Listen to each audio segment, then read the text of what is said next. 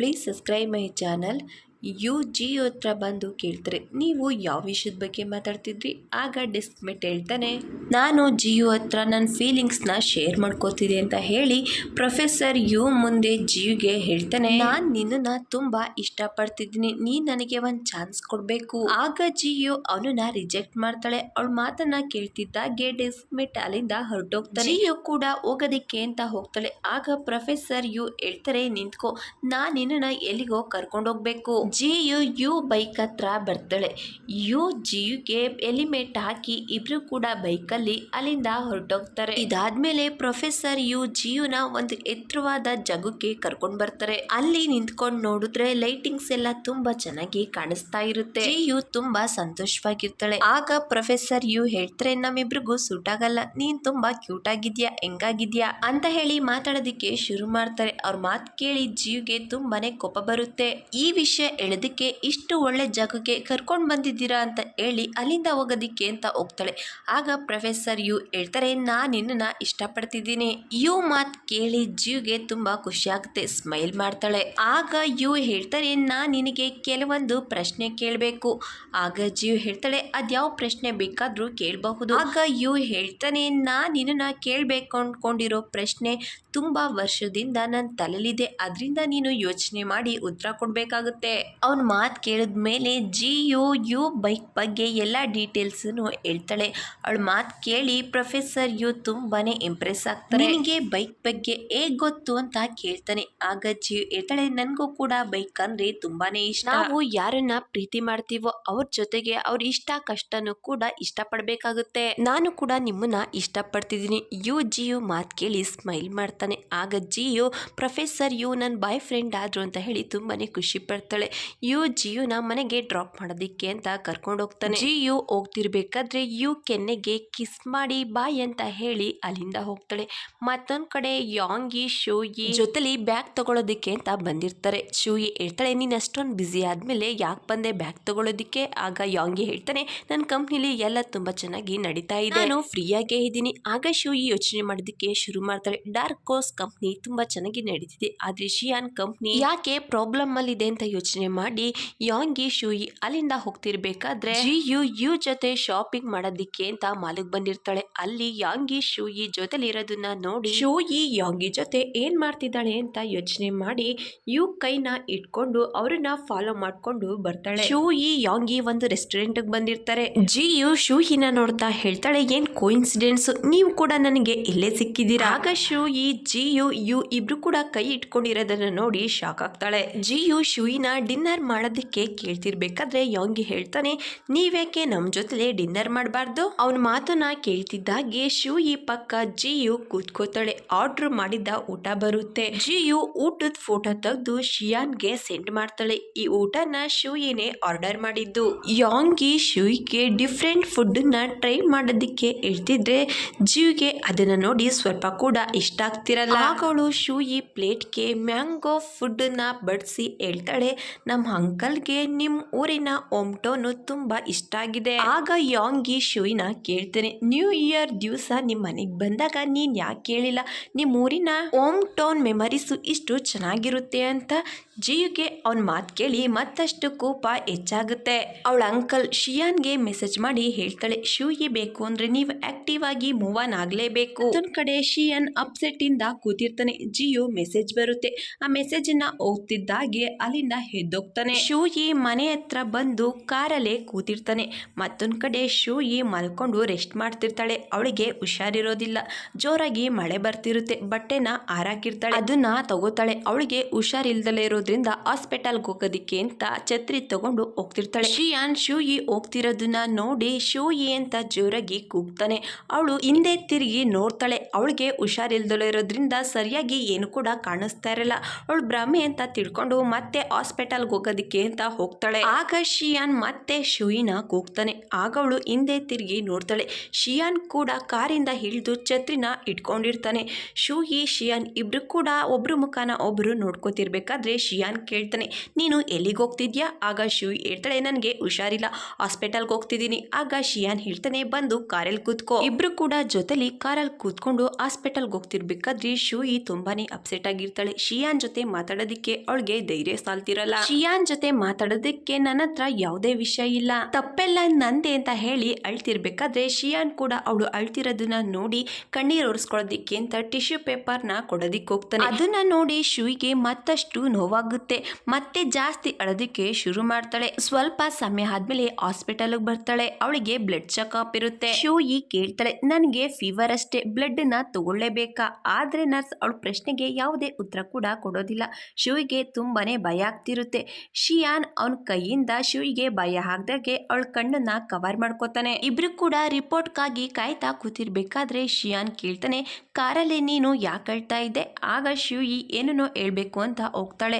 ಆದ್ರೆ ಅವಳ ಮನ್ಸಲ್ಲಿ ಹೊಸ ವರ್ಷದ ದಿವಸ ಆ ರೀತಿ ಆಗ್ಲಿಲ್ಲ ಅಂದಿದ್ರೆ ನಾವಿಬ್ರು ಜೊತೆಲೇ ಇರ್ತಿದ್ದೋ ಅಂತ ಯೋಚನೆ ಮಾಡಿ ನನಗೆ ಹುಷಾರಿಲ್ದಲೇ ಇರೋದ್ರಿಂದ ಹಾಸ್ಪಿಟಲ್ಗೆ ಬರ್ಬೇಕಾಯ್ತು ಅಂತ ಅಳ್ತಿದ್ದೆ. ಆಗ ಶಿಯಾನ್ ಹೇಳ್ತಾನೆ, ನಿನಗೆ ಹುಷಾರಿಲ್ದಲೇ ಚೆನ್ನಾಗಿದ್ದಿದ್ರೆ ನೀನು ನನ್ನ ಜೊತೆ ಈ ಸಮಯದಲ್ಲಿ ನನ್ನ ಮನೇಲಿ ಇರ್ತಿದ್ದೆ. ಶೂಯಿ ಅವನ ಮಾತು ಕೇಳಿ ಶಾಕ್ ಆಗ್ತಾಳೆ. ಅವಳ ಮನಸ್ಸಲ್ಲೇ ಯೋಚನೆ ಮಾಡ್ತಾಳೆ, ನಾನೇನಾದ್ರೂ ತಪ್ಪಾಗಿ ಕೇಳಿಸ್ಕೊಂಡ, ಇಂಥ ವಿಷಯನ ತಪ್ಪಾಗಿ ಕೇಳಿಸ್ಕೊಳ್ಳೋದಕ್ಕೆ ಹೇಗೆ ಸಾಧ್ಯ ಅಂತ ಹೇಳಿ ಶಿಯಾನ್ ಕಡೆ ನೋಡ್ತಿರ್ಬೇಕಾದ್ರೆ ಶಿಯಾನ್ ಹೇಳ್ತಾನೆ, ನಾನು ಸರಿಯಾಗಿ ಹೇಳ್ದೆ ಅಲ್ವಾ? ಆಗ ಶೂಯಿ, ಹೌದು ನೀನು ಸರಿಯಾಗಿ ಹೇಳ್ದೆ ಅಂತ ಹೇಳಿ ಅವಳ ಟೆಸ್ಟ್ ರಿಪೋರ್ಟ್ ಬಂದಿರುತ್ತೆ, ಅದನ್ನ ತಗೊಳ್ಳೋದಿಕ್ಕೆ ಅಂತ ಶೂಯಿ ಎದ್ದು ಅಲ್ಲಿಂದ ಹೋಗ್ತಾಳೆ. ಮತ್ತೊಂದ್ ಕಡೆ ಪ್ರೊಫೆಸರ್ ಯು ಜೀವ್ ಇಬ್ರು ಕೂಡ ಜೊತೆಲಿ ಒಳ್ಳೆ ಟೈಮ್ ಸ್ಪೆಂಡ್ ಮಾಡ್ತಿರ್ತಾರೆ. ನಾನು ನಿಮ್ಗಾಗಿ ಏನ್ ಗಿಫ್ಟ್ ತಗೊಂಡ್ ಬಂದಿದ್ದೀನಿ ನೋಡಿ ಅಂತ ಹೇಳಿ ಯುಗೆ ತೋರಿಸ್ತಾಳೆ. ಅವನಿಗಾಗಿ ತುಂಬಾ ಬುಕ್ ಮಾಡಿರ್ತಾಳೆ. ಅದನ್ನ ನೋಡಿ ಯು ತುಂಬಾನೇ ಖುಷಿ ಆಗ್ತಾನೆ. ಜಿಯು ಕೇಳ್ತಾಳೆ, ನನ್ಗಾಗಿ ನೀವು ಏನ್ ಗಿಫ್ಟ್ ತಂದಿದ್ದೀರಾ? ಆಗ ಯು ಅವಳಿಗಾಗಿ ತಗೊಂಡ್ ಬಂದಿದ್ದ ಗಿಫ್ಟ್ ನ ತೋರಿಸ್ತಾನೆ. ತುಂಬಾ ಚೆನ್ನಾಗಿರೋ ನೆಕ್ಲೆಸ್ ತಗೊಂಡ್ ಬಂದಿರ್ತಾನೆ. ಜಿಯುಗೆ ಆ ನೆಕ್ಲೆಸ್ ನೋಡಿ ತುಂಬಾನೇ ಖುಷಿ ಆಗುತ್ತೆ. ಅವಳು ಕೇಳ್ತಾಳೆ, ನೀವ್ ಯಾಕೆ ನನ್ಗೆ ಈ ನೆಕ್ಲೆಸ್ ಕೊಡ್ತಿದ್ದೀರಾ? ಆಗ ಯು ಹೇಳ್ತಾನೆ, ಇದು ನನ್ನ ಲೈಫಿಗೆ ಬರೋದಕ್ಕಿಂತ ಮೊದಲು ಎಮೋಷನಲ್ ಫೀಲಿಂಗ್ಸ್ ಬಗ್ಗೆ ನನಗೆ ಜಾಸ್ತಿ ಏನು ಗೊತ್ತಿರ್ಲಿಲ್ಲ.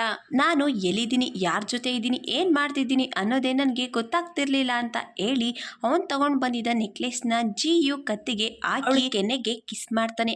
ಆಗ ಜಿಯು ಕೂಡ ಯುಗೆ ಕಿಸ್ ಮಾಡ್ತಾಳೆ. ಮತ್ತೊಂದ್ ಕಡೆ ಶೂಯಿ ಡಾಕ್ಟರ್ ಹತ್ರ ಚೆಕಪ್ ಮುಗಿದ್ಮೇಲೆ ಹೊರ್ಗಡೆ ಬರ್ತಾಳೆ. ಅಲ್ಲಿ ಶಿಯಾನ್ ಇರೋದಿಲ್ಲ. ಅದನ್ನ ನೋಡಿ ಅವಳಿಗೆ ತುಂಬಾನೇ ಬೇಜಾರಾಗುತ್ತೆ. ಅಲ್ಲಿಂದ ಹೋಗ್ತಿರ್ಬೇಕಾದ್ರೆ ಎದುರುಗಡೆಯಿಂದ ಶಿಯಾನ್ ಬರ್ತಾನೆ. ಅವನನ್ನ ನೋಡ್ತಿದ್ದಾಗೆ ಅವಳಿಗೆ ತುಂಬಾನೇ ಖುಷಿ ಆಗುತ್ತೆ. ಅವಳಿಗೆ ಕುಡಿಯೋದಿಕ್ಕೆ ಅಂತ ಬಿಸಿನೀರ್ ಕೂಡ ತಗೊಂಡ್ ಬಂದಿರ್ತಾನೆ. ಇಬ್ರು ಕೂಡ ಜೊತೆಲಿ ಅಲ್ಲಿಂದ ಹೋಗ್ತಾರೆ. ಶೂಯಿನ ಡ್ರಾಪ್ ಮಾಡೋದಿಕ್ಕೆ ಅಂತ ಅವ್ನ ಮನೆ ಹತ್ರ ಬಂದಿರ್ತಾನೆ. ಅವಳು ಮಲ್ಕೊಂಡ್ಬಿಟ್ಟಿರ್ತಾಳೆ. ಅವಳನ್ನ ಎಪ್ಸೋದಿಲ್ಲ. ಅಷ್ಟರಲ್ಲಿ ಶಿಯಾನ್ಗೆ ಫಿಫಿಯಿಂದ ಕಾಲ್ ಬಂದಿರುತ್ತೆ. ಅವಳು ಹೇಳ್ತಾಳೆ, ನಾವಿಬ್ರು ಜೊತೆಲಿ ಡಿನ್ನರ್ ಮಾಡೋದಿಕ್ ಹೋಗೋಣ. ಆಗ ಶಿಯಾನ್ ಅವಳಿಗೆ ಬರೋದಿಕ್ಕಾಗಲ್ಲ ಅಂತ ಹೇಳೋದಿಕ್ಕೆ ಅಂತ ಹೋಗ್ತಾನೆ. ಅಷ್ಟರಲ್ಲಿ ಅವಳು ಕಾಲ್ ಕಟ್ ಮಾಡ್ತಾಳೆ. ಕಾಲ್ ಕಟ್ ಮಾಡ್ತಿದ್ದಾಗೆ ಶಿಯಾನ್ ಶೂಯಿ ಕಡೆ ನೋಡ್ತಾನೆ. ಅಷ್ಟರಲ್ಲಾಗ್ಲೇ ಅವಳು ಎದ್ದಿರ್ತಾಳೆ. ಆಗ ಶೂಯಿ ಹೇಳ್ತಾಳೆ, ನೀನು ಅವಳ ಜೊತೆ ಹೊರಗಡೆ ಹೋಗ್ಬೇಕು ಅಂತ ಅನ್ಕೊಂಡಿದ್ದೀರಾ?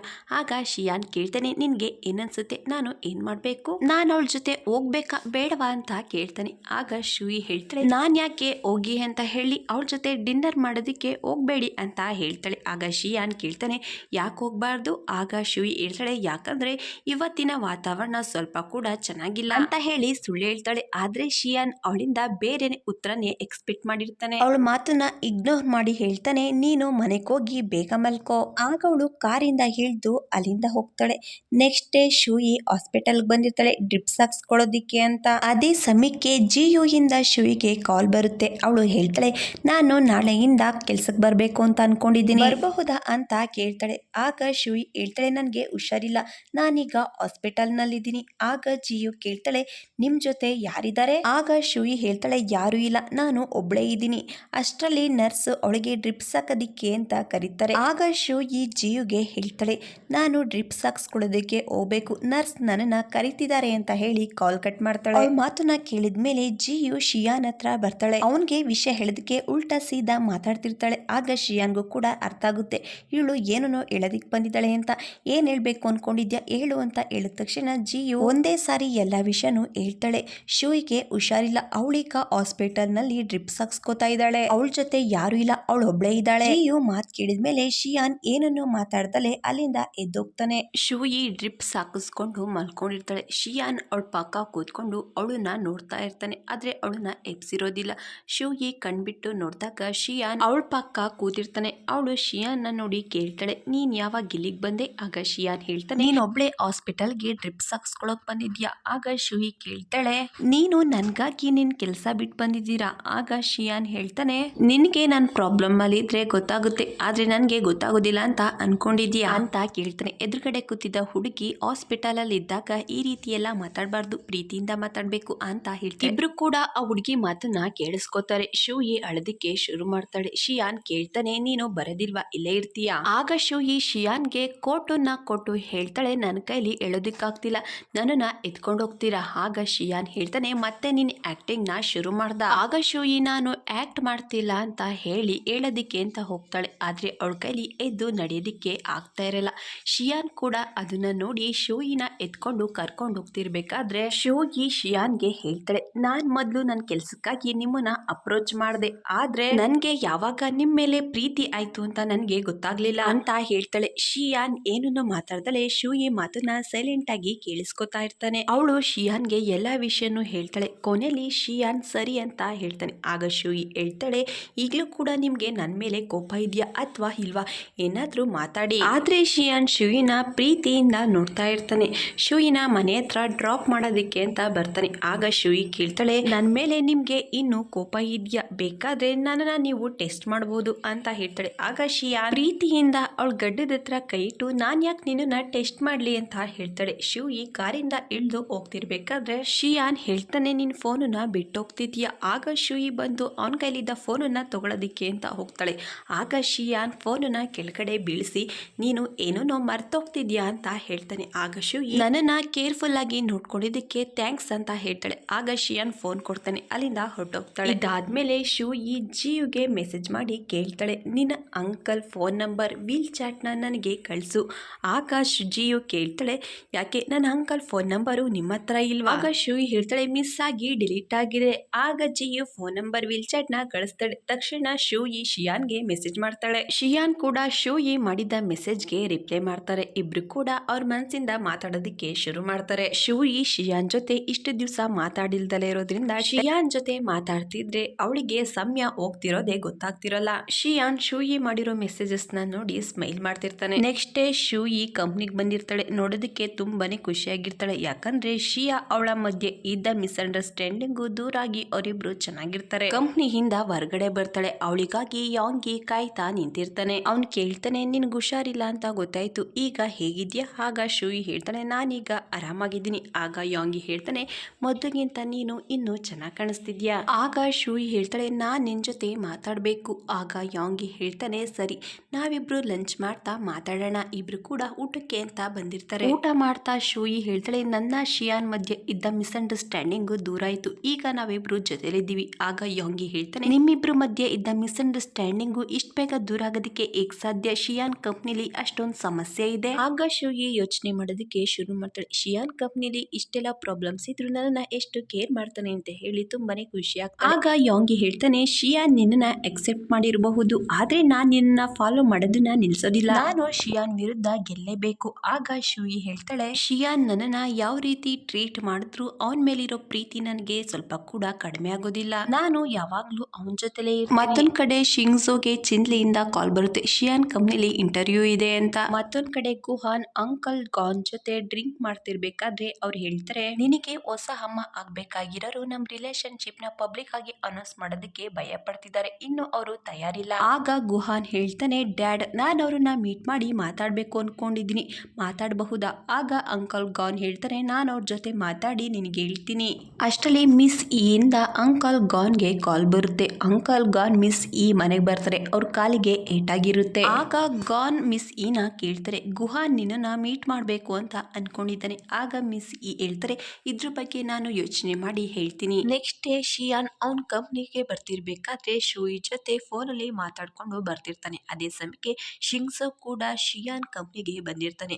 ಅವನ್ ಕಣ್ಣು ಶಿಂಗ್ಸೋ ಮೇಲ್ ಬೀಳುತ್ತೆ. ಶಿಂಗ್ಸೋ ಶಿಯಾನ್ ಕಂಪ್ನಿಗೆ ಇಂಟರ್ವ್ಯೂ ಕೊಡೋದಿಕ್ಕೆ ಅಂತ ಬಂದಿರ್ತಾನೆ. ಅಲ್ಲೇ ಶಿಯಾನ್ ಕೂಡ ಕೂತಿರ್ತಾನೆ. ಶಿಯಾನ್ ಕೂತಿರೋದನ್ನ ಶಿಂಗ್ಸೋ ನೋಡ್ತಾನೆ. ಇಂಟರ್ವ್ಯೂ ನಡೀತಿರ್ಬೇಕಾದ್ರೆ ಅವ್ನ್ ಪರಿಚಯ ಮಾಡ್ಕೊಳ್ಳೋದಿಕ್ಕೆ ಹೇಳ್ತಾರೆ. ಶಿಂಗ್ಸೋ ಎಷ್ಟು ನರ್ವಸ್ ಆಗಿರ್ತಾನೆ ಅಂದ್ರೆ ಅವನ ಹೆಸರನ್ನು ಕೂಡ ಸರಿಯಾಗಿ ಹೇಳ್ತಾ ಇರಲ್ಲ. ಆಗ ಶಿಯಾನ್ಗೆ ಮಾಸ್ಟರ್ ಫ್ಯಾಂಗ್ ಹೇಳಿದ ಮಾತು ನೆನಪಾಗುತ್ತೆ. ಶಿಯಾನ್ಗೆ ತುಂಬಾನೇ ಕೋಪ ಬರುತ್ತೆ. ಅವನ್ ಪ್ರೊಫೈಲ್ ನ ಟೇಬಲ್ ಮೇಲೆ ಇಟ್ಟು ಅಲ್ಲಿಂದ ಹೊರಟೋಗ್ತಾನೆ. ಶೂಯಿಯಿಂದ ಮೆಸೇಜ್ ಬರುತ್ತೆ, ನಾನು ನಿನ್ ಬಗ್ಗೆನೇ ಯೋಚನೆ ಮಾಡ್ತಿದ್ದೆ. ಆಗ ಶಿಯಾನ್ ಕೇಳ್ತಾನೆ, ಯೂನ್ ಚಿಂಗ್ ಪ್ರಾಜೆಕ್ಟ್ ನಲ್ಲಿ ವರ್ಕ್ ಮಾಡ್ತೀಯಾ? ಆಗ ಶೂಯಿ ಹೇಳ್ತಾಳೆ, ಹೌದು, ನಾನು ಈ ವೀಕೆಂಡ್ ಅಲ್ಲಿ ಓವರ್ ಟೈಮ್ ಕೆಲಸ ಮಾಡ್ಬೇಕು ಅನ್ಕೊಂಡಿದೀನಿ, ನೀವು ಕೂಡ ಓವರ್ ಟೈಮ್ ಕೆಲಸ ಮಾಡೋದಕ್ಕೆ ಬರ್ತೀರಾ? ಆಗ ಶಿಯಾನ್ ಹೇಳ್ತಾನೆ, ಹೌದು. ಅವ್ನ ಮೆಸೇಜ್ ಅನ್ನ ನೋಡಿ ಶೂಯಿ ಸ್ಮೈಲ್ ಮಾಡ್ತಾಳೆ. ವೀಕೆಂಡ್ ಬರುತ್ತೆ. ಶೂಯಿ ಶಿಯಾನ್ ಆಫೀಸ್ಗೆ ವರ್ಕ್ ಮಾಡೋದಿಕ್ಕೆ ಅಂತ ಬರ್ತಾಳೆ. ನಾನು ಬಂದೆ ಅಂತ ಹೇಳ್ತಾಳೆ. ಆದ್ರೆ ಶಿಯಾನ್ ಶೂಯಿನ ನೋಡ್ದಲೆ ವರ್ಕಲ್ಲಿ ತುಂಬಾನೇ ಬ್ಯುಸಿಯಾಗಿರ್ತಾನೆ. ಶೂಯಿ ಶಿಯಾನ್ ಹತ್ರ ಬಂದು ಕೇಳ್ತಾಳೆ, ನಾನ್ ನಿನಗೆ ಕಾಣಿಸ್ತಾ ಇಲ್ವಾ? ಆಗ ಶಿಯಾನ್ ಹೇಳ್ತಾನೆ, ನೀನೋಗಿ ಸೈಡಲ್ಲಿ ಕೂತ್ಕೋ ಅಂತ ಹೇಳ್ತಾನೆ. ಶಿಯಾನ್ ಮತ್ತೆ ಅವ್ನ ಕೆಲಸದಲ್ಲಿ ಬ್ಯುಸಿಯಾಗಿರ್ತಾನೆ. ಶೂಯಿ ಬಂದು ತುಂಬಾ ಸಮಯ ಆಗಿರುತ್ತೆ. ಅವಳಿಗೆ ಆಫೀಸಲ್ಲಿ ತುಂಬಾನೇ ಬೋರ್ ಆಗ್ತಿರುತ್ತೆ. ಶೂಯಿ ಆಫೀಸಲ್ಲಿ ಎಲ್ಲಾ ಕಡೆ ಓಡಾಡ್ತಾ ಇರ್ತಾಳೆ. ಶಿಯಾನ್ ಶೂಯಿನ ಅಬ್ಸರ್ವ್ ಮಾಡಿ ಫೋನ್ ಮಾಡಿ ಮೂವಿಗೆ 2 ಟಿಕೆಟ್ ನ ಬುಕ್ ಮಾಡ್ತಾನೆ. ಅದನ್ನ ನೋಡಿ ಶೂಯಿಗೆ ತುಂಬಾನೇ ಖುಷಿ ಆಗುತ್ತೆ. ಫುಲ್ ಎಕ್ಸೈಟ್ ಆಗಿರ್ತಾಳೆ. ಶಿಯಾನ್ ಶೂಯಿ ಹತ್ರ ಬಂದು ನಿಂತ್ಕೋತಾನೆ. ಶೂಯಿ, ಯಾಕೆ ನನ್ನನ್ನ ಆ ರೀತಿ ನೋಡ್ತಿದ್ಯಾ ಅಂತ ಕೇಳ್ತಾಳೆ. ಆಗ ಶಿಯಾನ್ ಶೂಯಿ ಕೈ ಇಟ್ಕೊಂಡು ನನ್ನ ಜೊತೆ ಮೂವಿ ನೋಡೋದಕ್ಕೆ ಬಾ ಅಂತ ಹೇಳಿ ಕರ್ಕೊಂಡು ಹೋಗ್ತಾನೆ.